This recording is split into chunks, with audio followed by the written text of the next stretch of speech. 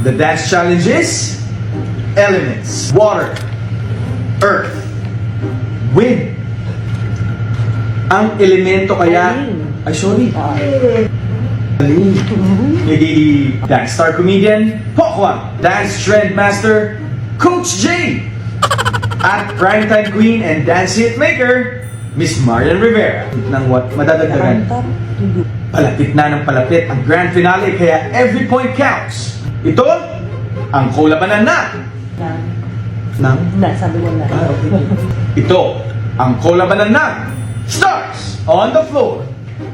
Inka Magnay. Inka Magnaye, nothing beats a Jet 2 mobile pay. And right now, you get 50 pounds per person. That's 200 pounds off for a family full. Hello Captain fans! Ito na nga ha, parang sabay lang pala nag-post mga kasambreros, no? Ng aso itong si Sir Alden at saka si Ma'am Catherine kagabi. So, itong kay Sir Alden ay kulay black lang siya, no? Parang hindi ito corgi eh. Pero yun nga, no? Talagang ano siya, parang kulay brown, black ang kulay mga kasambreros, no? Pero dominant yung kulay brown mga kasambreros. So, halos sabay lang sila nag-ano, tapos parang nasa gilid niya parang isda na unan, na parang something like, parang stuffed toy na unan mga kasamaras na isda siya, no? Parang dolphin ito mga kasamaras. Hindi ko alam, baka na-miss ang, kasi yung kay Ma'am Catherine kahapon ay, or kagabi, ay si Snowy naman, no? Yung kanyang aso mga kasambreros, na sobrang cute ay na part ng kanyang Realme endorsement post mga kasambreros sa Instagram kagabi, na kung saan ay na-i-vlog din natin, no, na kumaga pa si Ma'am Catherine ay parang nagbaliw-baliwan mga kasambreros sa kanyang post na ito kagabi. So ang post na ito ni Ma'am Catherine ay may 145,000 likes na, no, or hearts sa kanyang Instagram account, and then 5 comments mga kasambreros. Nililimitahan lang nila Sir Alden at saka ni Ma'am Catherine kasi yung kanilang comment sa kanilang Instagram, no? Pareho silang nilimitahan mga kasambreros kasi nga alam mo na, no, para iwas sa stress sa mga negatron mga kasambreros. So ang tao kasi hindi lahat mapiplease mo, no? May makita talaga silang mga negative sa iyo mga kasambreros, and pag nakita nila yan ay saka sila magtitira mga kasambreros. So especially yung paa talaga ng Catherine talagang tinitira ng mga negatron, pero dead man, no, sa mga bashers dyan mga kasambreros. And then ito, so next item natin, si Sir Alden ay magkakaroon siya ng concert with Jonah or Jonalyn Viray mga kasambreros, na dating kapuso din, no? Si Ma'am Jonalyn sa November 8 naman ito mga kasambreros isang buwan na higit pa. So grabing preparation, no, ni Sir Alden mga kasambreros, and alam natin, no, sobrang busy ni Sir Alden mga kasambreros. So yung kanyang na ito parang concert ay parang hindi, si Ma'am Ma'am Jonah pala yung may concert, tapos si Ma'am Sir Alden yung special guest niya mga kasambreros sa November 8, 2025, 8 p.m. sa SM Mall of Asia Arena mga kasambreros. So yung parang special ticket sa mga VIP ay 5,800, tapos yung VIP naman ay 4,500 ang ticket. Sa lower box premium 3,500, sa lower box regular 2,500, sa upper box naman ay 1,200, sa general admission is 500 or 860 mga kasambreros. So malayo pa, pero alam natin baka magkakaubusan na naman ng ticket mga kasambreros, no? So si Ma'am Jonalyn Viray ay talagang sobrang galing din ito na singer mga kasambreros. So pwede kayo bumili ng tickets sa SM Tickets mga kasambreros sa 80 Mayor, something like that. Pero may alam ko may may mga websites na pwede kayong So i-flash ko nang susunod dito mga kasambreros. Pero alam ko SM Tickets talaga So, dun siya makakabili mga kasambreros. So, punta na lang kayo sa mga SM malls mga kasambreros, no? Para kumuha po ng ticket. So, yung kanyang ano dito is parang ano si Jonah, no? Jonah, Journey to the Arena. So, Joe, tapos naka-highlight, tapos na. So, Jonah, parang inano nila. So, parang dito, parang dinugtong nila mga kasambreros ng Jonah, tapos Journey to Arena. And then ito, sobrang kulit ito mga kasambreros. Si Sir Alden kasi parang ano siya, no? May coach talaga sila pala, no? Panwari dun sa Stars on the Floor. Na dito, na mag-host mga kasambreros. So, may pinababantayan kang nag-voice over na pogi, sabi sa caption. May binabantayan kang pogi na voice over, sabi. So, parang ano, ang kulit niya dito mga kasambreros kasi yun nga, no, talagang pagpa-practice, ganyan. Tapos, basta sobrang nakulitan si ma'am dito. Hindi ko nakuha yung pangalan eh. Tapos, yung pinaka-last dito, ay ano, yung mag-hi kay Inka Magnayi. Kasi si Inka Magnayi, diba, sobrang lupit na voice-over talent din. And yun, tapos sabi niya, yung sa Jet Holiday, parang something like that na ano niya mga sombreros. Nothing beats the Jet Holiday. So parang ganun mga sombreros. Sobrang kurito lang, di ba, Sal? So ito yung kanya ano, no? So abangan natin mamaya yung Stars on the Floor mga kasombreros. Ang bilis ng panahon, no? Parang kailan lang Stars on the Floor na naman yun kasi Sabado na mga kasombreros, no? 7:15 PM. So hindi ko alam, baka ilang weeks na lang din sila bago ang finals mga kasombreros.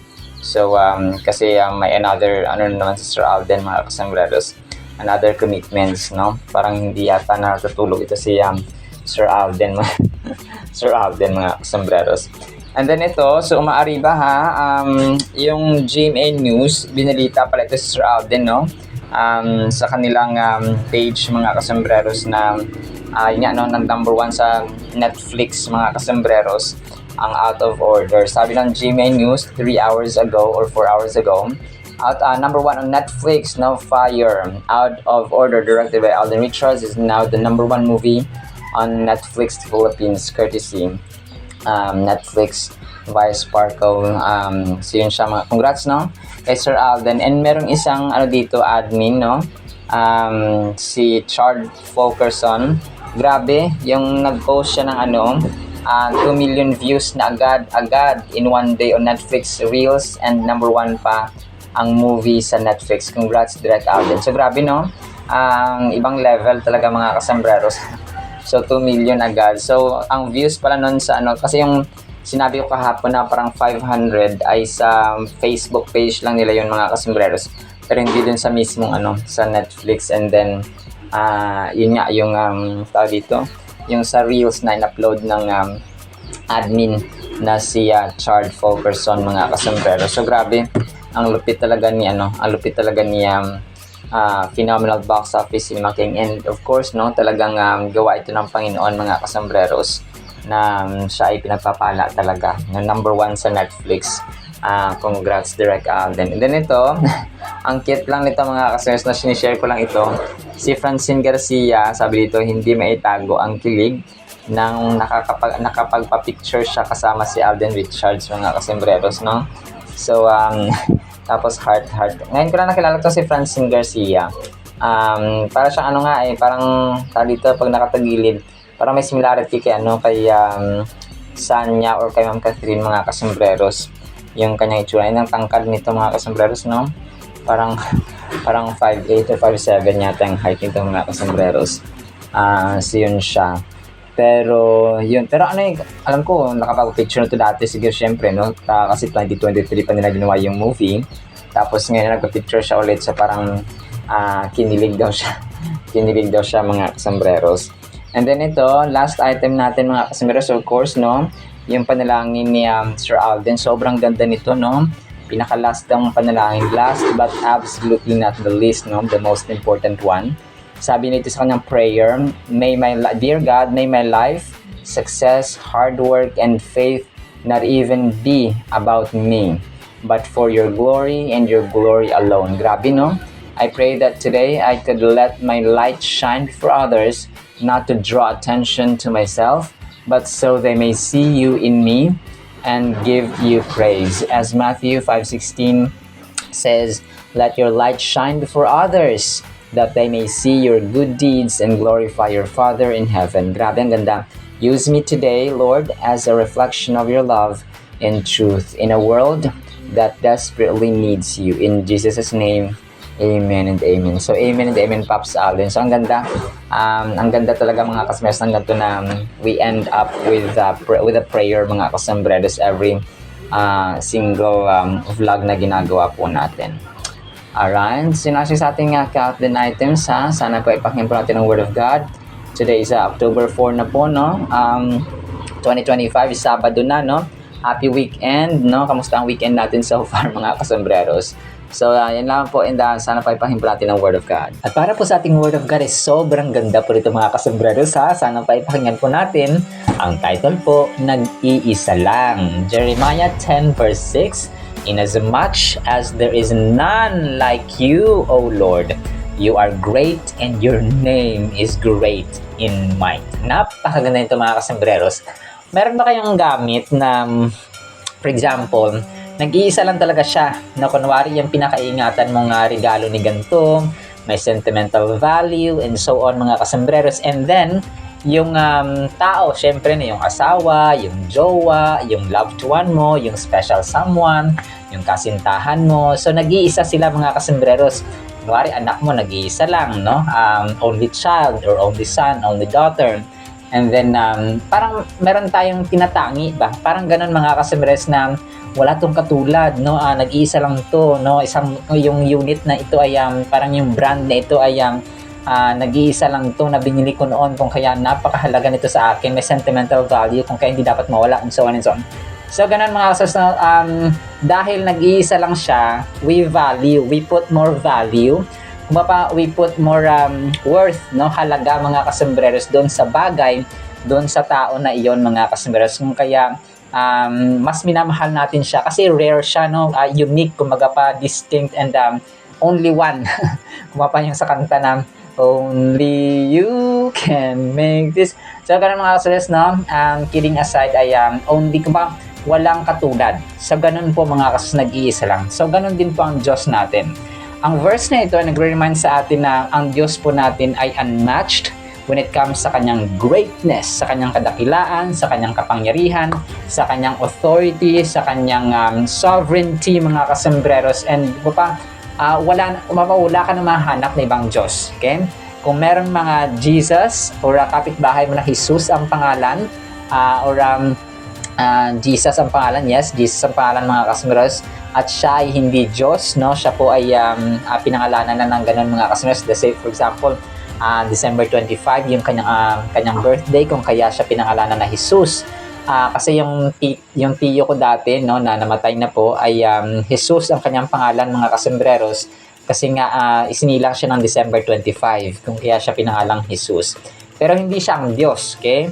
Kapangalan lang, yes, but not that he is the Son of the living God, no? Kasi nag-iisa lang mga kasambreros. So kung ang Diyos natin na nag-iisa lang, si Jesus Christ na nag-iisa lang, the Holy Spirit is isa lang, pero omnipresent sila mga kasambreros, kung present kahit saan. So yun po ang yung uniqueness mga kasambreros, na nag-iisa lang ang Diyos natin. So tatlo sila, pero wala silang katulad ang elemento mga kasambreros and personas. When we acknowledge that there's no one like the Lord, we are recognizing His unmatched glory and authority. His name carries immense power and is a testament to His greatness. So yung kanyang pangalan mga kasambreros na Yahweh, Lord Adonai, Jehovah Mkadesh, Jehovah Jireh, Jehovah Rapha, healer siya, no? Jehovah Jireh, provider, Jehovah Nisi, na the Lord is my banner. So ano yun pinag-aralan namin yan mga kasambreros, yung pangalan.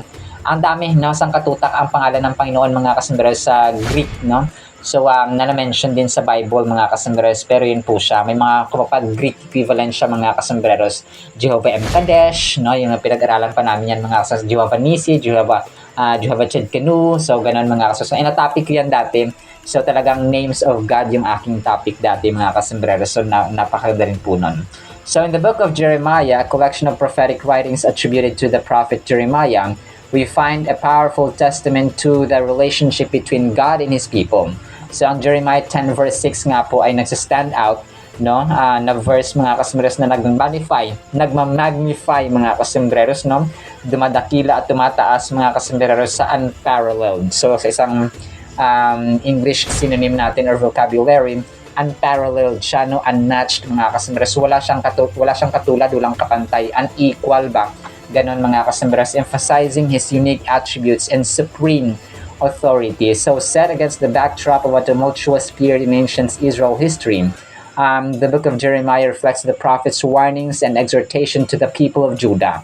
So ito kasi yung time mga kasembreros na yung tao ng Diyos, no, sa Biblia ay nagkasala, kung kaya ang prophet Jeremiah or si prophet Jeremiah ay nagwa-warning sa mga tao na kapag hindi kayo nagbago o nagsisi, tumalikod sa kasalanan at bumalik sa Panginoon, ay merong nire-remind ni prophet Jeremiah one more time na wala na ibang Diyos, no? Magkaroon lang kayo ng Diyos-Diyosan, magpatayo man kayo dyan ng ginto o ng pilak or bronze or tanso na Diyos-Diyosan at saka dyan kayo luluhod, ay hindi sila ang tunay na Diyos. Okay? Wala po siyang katulad. So ito yung sasabi ni prophet Jeremiah mga kasembreros, magkaroon man kayo ng 1,000 Diyos-Diyosan dyan, gumawa man kayo ng gintong baka, gumawa man kayo ng gintong guya, gumawa man kayo ng mga gintong hayop, and then luluhuran niyo sila, sasamba niyo sila, hindi sila ang tunay na Diyos. And as a matter of fact, ay galit na galit ang Panginoon sa ganong mga Diyos-Diyosan mga kasembreros, kasi mapanibughuin ang Diyos natin. Kasi parang siya kunwari, yung asawa mo, di ba, pag may kalaguyo yung iba mga kasembreros, di ba? So magagalit ka kasi asawa mo yan So magkakaroon ka ng concubinage at saka adultery na kasalanan. So ganun siya so how much more ang Panginoon na siya ang lumikha sa atin. The more that we are satisfied sa Panginoon, mas lalo tayo satisfy, parang mas lalo tayong dumidepende sa Kanya, mas lalo tayong titiwala sa Kanya, the more He's being glorified.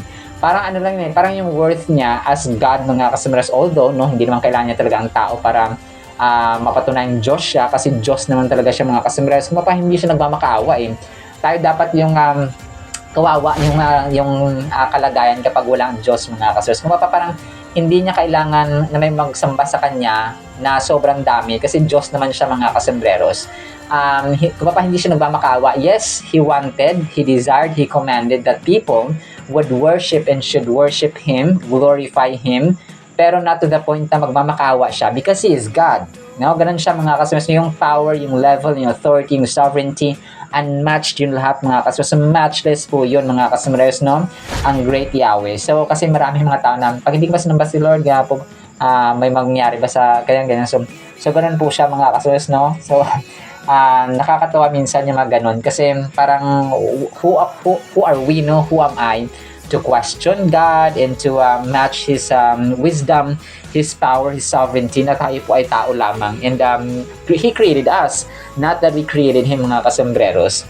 So ang Jeremiah 10:6, no, napakaganda nito kasi nag-highlight ito ng significance ng pangalan ng Panginoon ba, no, as a representation of His character at saka authority mga kasembreros. And nagre-reinforce din dito yung verse ng Proverbs 18 verse 10 na nagsasabi dito na ang pangalan ng Panginoon ay ang source ng kalakasan at protection sa mga nagtitiwala sa Kanya. Napaka-sweet mga kasembreros na protection yung pangalan ng Panginoon sa atin na mga nagtitiwala sa Kanya. We can avoid being influenced by worldly customs by being mindful of the teachings and commandments of God. We can discern what aligns with God's will and what goes against it by staying grounded in our faith. So ito yung talaga yung pinakasekreto. Manatili tayo mga kasembreros sa ating pananampalataya sa Panginoon. Kasi the more that we are, sabi ko kanina, the more that we are being satisfied. Kasi di ba kung sa asawa mo, for example, kapag kontento ka na sa asawa mo, you are satisfied with her, for example, with him, hindi ka maghanap ng ibang asawa o ng ibang partner. So, ganun din ang Diyos natin. So, bakit tayo maghanap ng sangkatutak na Diyos-Diyosan? Gagawa ng mga ginto, pilak at tanso na mga lata pang iba-iba, kahoy nga no? Ginagawang Diyos-Diyosan mga kasembreros na hindi naman tunay na Diyos, no? There is only one God mga kasembreros sa langit, na siyang nikha ng langit at ng lupa, and ang Diyos siya ng Israel, no? Ang Diyos ni Abraham, Isaac at ni Jacob. So, as a sort of final thought natin mga kasembreros, embrace natin yung power, yung majesty ng ating Creator who crafted the world with unmatched brilliance. Let His sovereignty guide your actions and decisions, lighting up your faith or path just like a guiding star at night. Take this chance to strengthen your faith and lean into His everlasting presence in your life. So, yun, ang desisyon talaga sa atin parati mga kasembreros na nakareline. Kasi hindi naman pwedeng tatalian ka ng iyong pastor, ng iyong magulang para lang sumunod sa Panginoon. So, it's your decision, magsusunod ako sa Panginoon o hindi.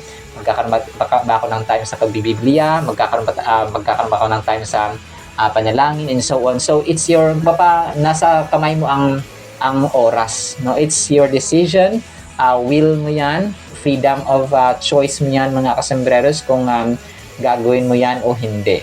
But, yun nga, no? May consequence ang mga hindi susunod at saka may blessings naman ang mga sumusunod. So, as simple as that, no? Hindi na kailangan ng maraming arithmetic at saka mga formula sa algebra. So, ganun po siya mga kasembreros.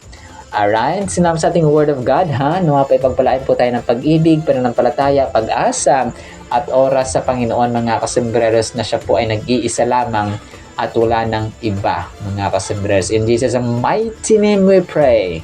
Amen and amen. See you sa next segment, mga kasembreros, and paalam po. I love you.